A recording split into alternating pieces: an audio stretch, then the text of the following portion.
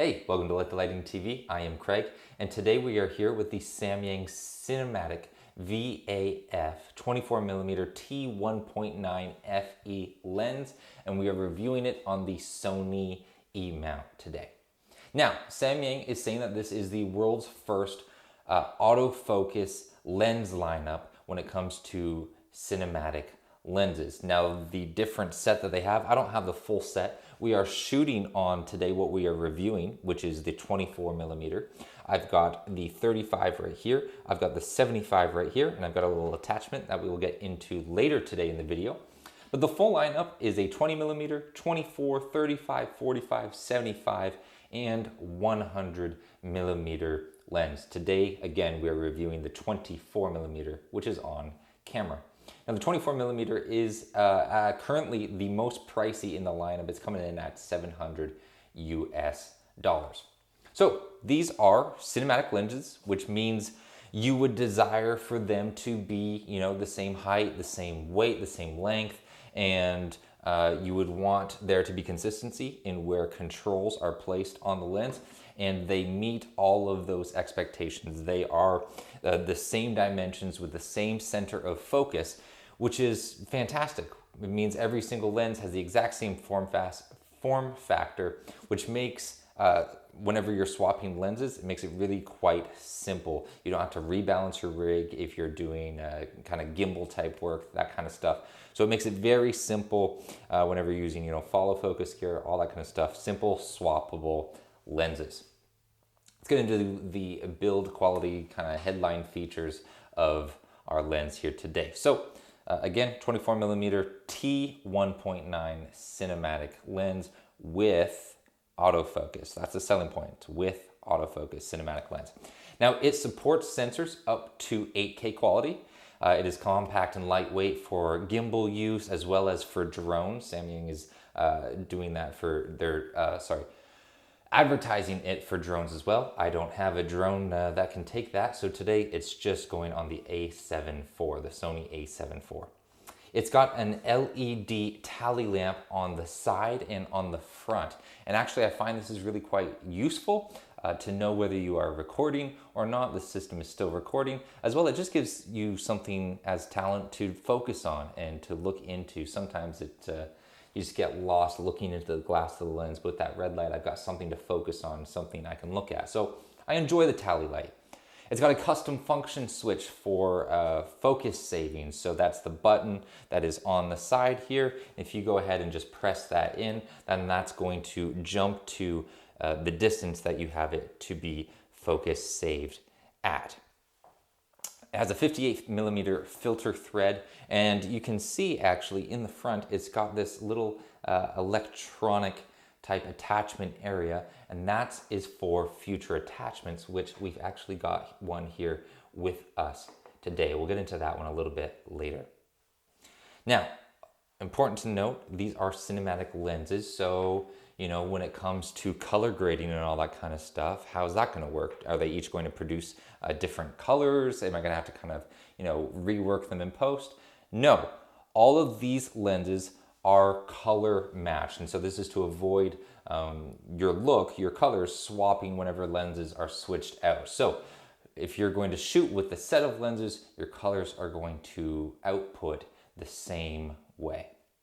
Let's talk about the controls on this lens. So let's get into, we've got three controls. We've got our focus save button.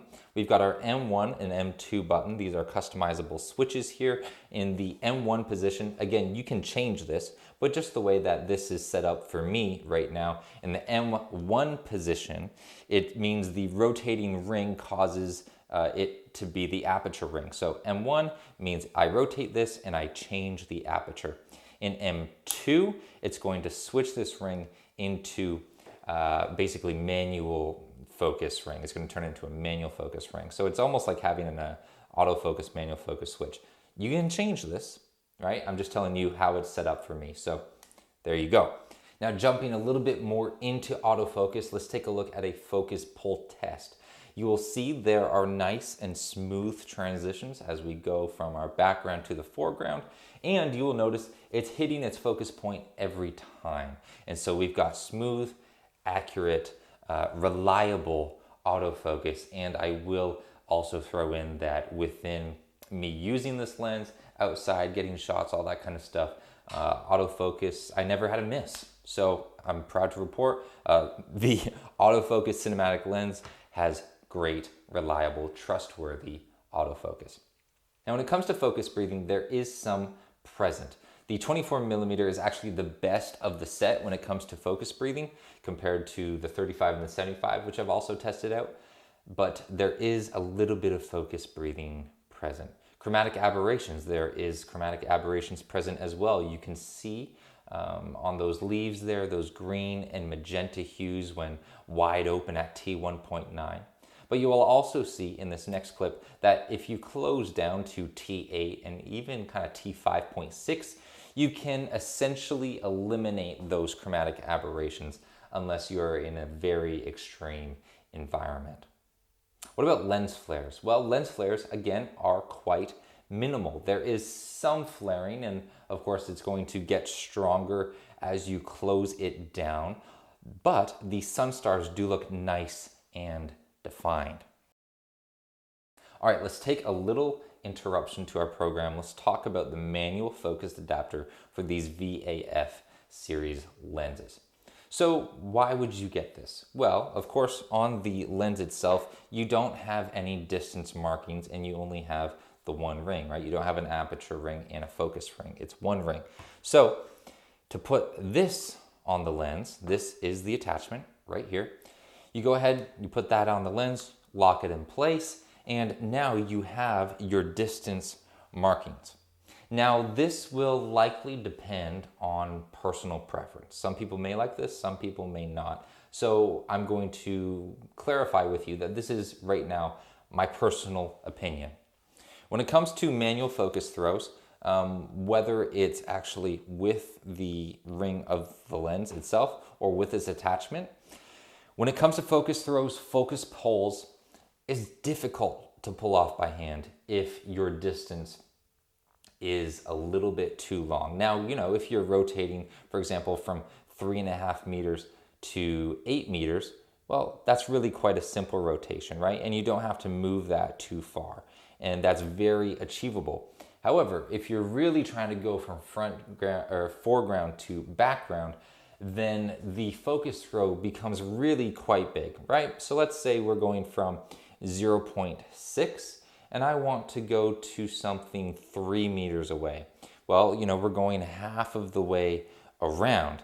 Again, that's getting bigger, but what if I'm going to, you know, something 10 meters away? Well, in this example, you'll see here that I actually do struggle with rotating the focus ring far enough to go all the way into the background. So this is something, these are the plants on my desk right here. You can see them in camera, and it's going to the kind of little bookshelf I've got just on the back wall here. And this is a distance of, let's say, 2.5 meters.